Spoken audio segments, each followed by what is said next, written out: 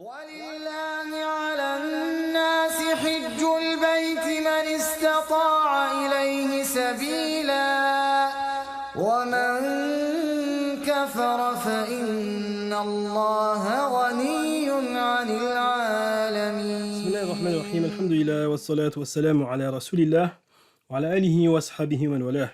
وبعد السلام عليكم ورحمة الله وبركاته. Les piliers du Hajj. Un pilier est un acte indispensable pendant le Hajj et qui n'est pas réparable par une expiation. Les piliers du Hajj sont du nombre de 4. L'Ihram, qui est l'état de sacralisation, le Tawaf autour de la Kaaba, les allers-retours entre les monts de Safa et Marwa, et la station à Arafat. Ces piliers se divisent ensuite en 3 catégories. Une catégorie, si on la délaisse, le Hajj sera manqué, mais cela ne nécessite pas d'expiation. Cela concerne l'Ihram, qui est l'état de sacralisation. Une deuxième catégorie, si on la manque, alors le Hajj sera également manqué et il faudra se désacraliser par une Umrah et le rattraper l'année suivante. Et cela concerne la station à Arafat. Et une troisième catégorie, le Hajj ne sera pas manqué si on la rate, mais la personne concernée restera en état de sacralisation, et même s'il est déjà retourné dans son pays, ou qu'il parvient au fin fond de l'Orient ou de l'Occident. Il devra impérativement retourner à la Mecque pour terminer ses rites et se désacraliser. Cela concerne le tawaf et les allées et venues entre Safa et Marwa. L'ihram. L'ihram ou état de sacralisation consiste à mettre l'intention d'accomplir un des rites en l'accompagnant d'une parole comme la talbiyah, labbaik Allahumma labbaik, ou une action comme le fait d'enlever les vêtements cousus autour du corps pour l'homme comme il va être expliqué. Son temps. Il est possible d'entrer en état d'ihram à partir de la première nuit du mois de Shawwal, qui est le 10e mois lunaire, et qui est cette nuit, la nuit de Eid al-Fitr. Et cela s'étend jusqu'à l'aube du jour de la fête du sacrifice, Eid al-Adha, qui est le 10e jour du mois de Dhul Hijjah, 2e mois lunaire. Sauf pour les gens de la Mecque, il est recommandé qu'ils entrent en ihram à partir du 1er de Dhul Hijjah. Il est détestable d'entrer en ihram avant Shawwal, mais cela est valide. Tout comme il est détestable d'entrer en ihram avant l'endroit spécifique à cela qu'on appelle miqat. Pour la Umrah, il est possible d'entrer en ihram à n'importe quel moment de l'année, sauf pour la personne qui est déjà en état d'ihram pour le Hajj ou la Umrah. Il faudra que ce dernier termine en premier lieu les rites qu'il a entamés et les actions du Hajj jusqu'à lapider les dernières stèles à Mina avant de pouvoir entrer en ihram pour la Umrah. Il est détestable d'entrer en ihram tout de suite après avoir lapidé les dernières stèles avant que le soleil de ce jour ne se couche, mais cela est valide. Il faudra cependant attendre que le soleil du dernier jour de Mina, qui est le 14e jour de Dhul Hijjah, se couche avant de pouvoir entreprendre le tawaf et le sa'i entre Safa et Marwa de la Umrah. Il faudra les recommencer le cas échéant. Les miqat. Les miqat sont les limites à ne pas dépasser sans l'ihram. Al-Bukhari, rahimahullah, rapporte selon Ibn Abbas, radiyallahu anhu, le prophète sallallahu alayhi wa sallam a déterminé les miqat ainsi. Pour les gens de Médine, Dhul Hulayfa. Pour les gens du Sham, Al-Juhfa. Pour les gens de Najd, Qarn al-Manazil. Pour les gens du Yémen, Yelemlem. Ils sont pour eux, les gens de ces contrées, et pour ceux qui passent par là, des gens qui n'y sont pas résidents et qui désirent accomplir le Hajj et la Umrah. Pour ceux qui sont en deçà de ces limites, ils débutent de l'endroit où ils se trouvent et ainsi les gens de la Mecque débutent de la Mecque. Pour la personne qui se trouve à la Mecque, même non résident, l'ihram pour le Hajj s'effectue de la Mecque. Il est recommandé qu'il l'effectue et commence à talbiyah à l'endroit où il accomplit la prière. Il n'est pas nécessaire qu'il se mette debout et ni qu'il soit en direction de la Qibla. Il est recommandé pour la personne étrangère à la Mecque qu'il en sorte pour rejoindre les miqat de sa contrée si le temps est suffisant pour cela, mais s'il ne le fait pas, cela est valide quand même. Par contre, pour la personne qui se trouve à la Mecque et désire accomplir la Umrah, ou le Hajj et la Umrah ensemble, ce qu'on appelle le Qiran, celui-ci sortira de la terre sacrée pour se mettre en ihram. L'idéal pour la Umrah est qu'il se rende à un endroit qui s'appelle Al-Ja'rana et ensuite à Tan'im, à l'endroit connu aujourd'hui sous le nom de mosquée Aïcha. Les limites de la terre sacrée, Al-Haram al-Makki, sont Tan'im au nord, à environ 6 km, Al-Ja'rana à l'est, qui est à environ 12 km, Al-Hudaybiyah ou Al-Alamain à l'ouest, qui est à environ 16 km.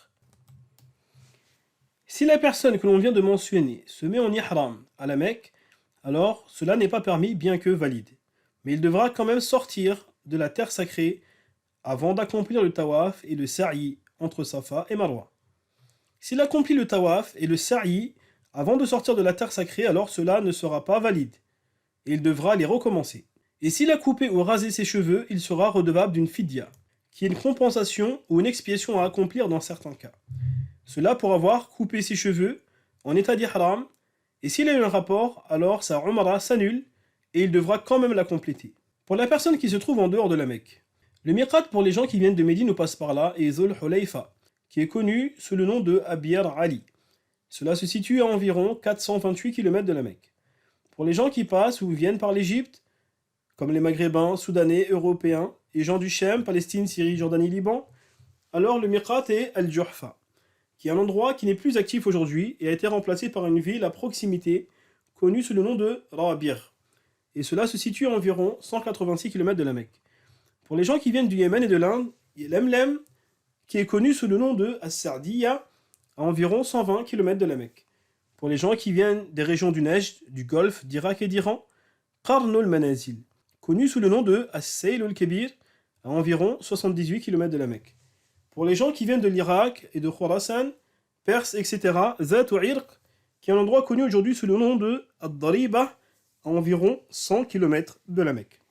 Pour ceux qui vivent en deçà de ces limites, alors s'ils accomplissent le Hajj en mode Qiran, qui consiste à introduire la Umrah dans le Hajj, ou s'ils accomplissent la Umrah, alors ils devront impérativement ressortir jusqu'au Hil, c'est-à-dire en dehors des limites de la terre sacrée de la Mecque, comme mentionné précédemment.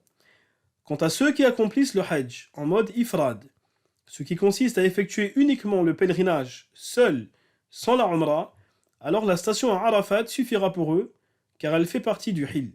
Pour ceux qui passent à proximité des miqats, mais ne passent pas par les miqats, comme ceux qui arrivent par la mer Rouge en bateau ou en avion, alors ceux-ci devront se mettre en ihram avant de dépasser le périmètre des miqats.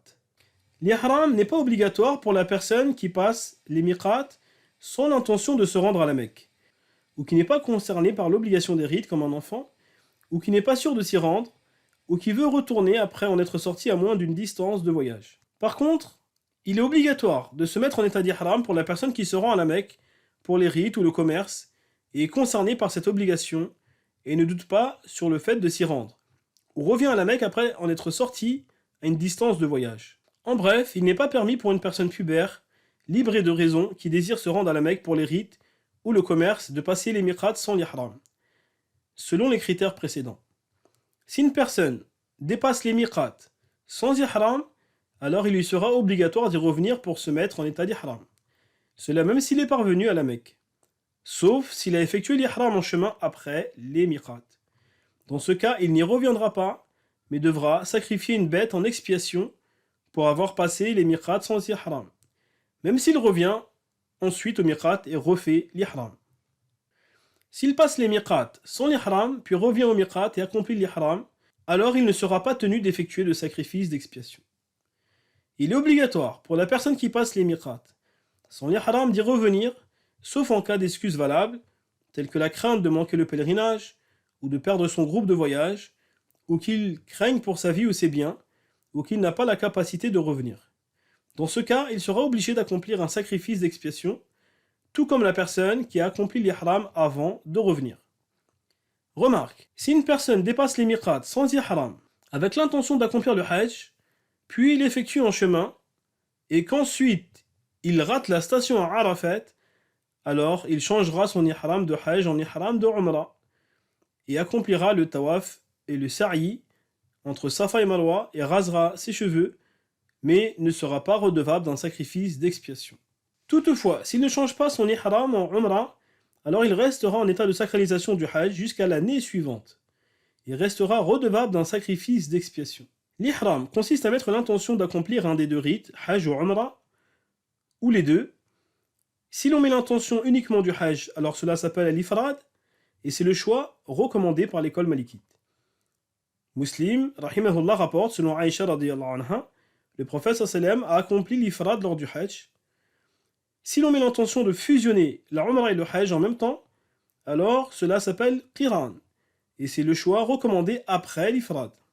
Si l'on met l'intention uniquement d'accomplir la Umrah et plus tard le Hajj sans retourner dans son pays, alors cela s'appelle Tamattu', et c'est le dernier choix dans l'école. Si l'on met l'intention d'effectuer l'un de ces rites sans préciser lequel, alors cela est valide, mais il faudra le préciser avant d'entamer les rites. Dans ce dernier cas, il est recommandé de choisir ensuite l'ifrad. Si l'on oublie ce qu'on a choisi et qu'on est entré dans les mois du Hajj, alors on prendra le qiran et on devra sacrifier une bête. Et si on n'est pas entré dans les mois du Hajj, alors on effectuera une Umrah. Remarque, il n'est pas nuisible qu'une personne dise par erreur le contraire de l'intention qu'il a dans son cœur, car on tient compte de l'intention du cœur et non de la parole prononcée. Et cela ne nécessite pas d'expiation selon l'avis de Malik rahimahullah. Il est notamment préférable de ne pas formuler l'intention verbalement, mais de se contenter de l'intention du cœur comme pour la prière. Il n'est pas valide d'annuler son intention pendant les rites, et il faudra les compléter contrairement à la prière et au jeûne. Il n'est pas valide non plus de mettre l'intention d'accomplir le Hajj, puis de la changer pour la Umrah, ou de mettre ensuite l'intention du Hajj réunie avec la Umrah, car la Umrah est plus faible que le Hajj, et l'intention du Hajj prime sur celle de la Umrah. Par contre, l'inverse est valide, c'est-à-dire de mettre l'intention d'accomplir la Umrah, puis de mettre ensuite l'intention de la réunir avec le Hajj, avant d'accomplir le Tawaf de la Umrah. Il est obligatoire pour la personne qui accomplit le Tamattu' ou le Qiran d'accomplir un sacrifice s'il n'est pas résident à la base à la Mecque ou qu'il en a déménagé, mais cela reste recommandé pour les résidents véritables. Les obligations du Hajj. Les obligations sont les actes qu'il est interdit de délaisser volontairement, sans nécessité, et qui impliquent d'accomplir un sacrifice en expiation dans le cas où il ne serait pas effectué. Mais contrairement aux piliers, les rites restent valides. Parmi les obligations, les hommes doivent enlever les vêtements cousus autour des membres, ce qu'on appelle makhit, tels que les tuniques, les chemises, les t-shirts, les pantalons, les slips, les caleçons, les chaussettes, les chaussures, etc. Les hommes doivent également découvrir leur tête. Et parmi les obligations, il y a d'accomplir la talbiya, labbaik Allahumma labbaik, au moment de l'ihram. Voilà pour nous aujourd'hui, nous allons nous arrêter là, et nous reviendrons pour une prochaine leçon en expliquant les sunnahs, les actes recommandés, et les autres piliers du Hajj et de la Umrah. A très bientôt j'espère, sous la protection d'Allah. Assalamu alaikum wa rahmatullah wa barakatuh.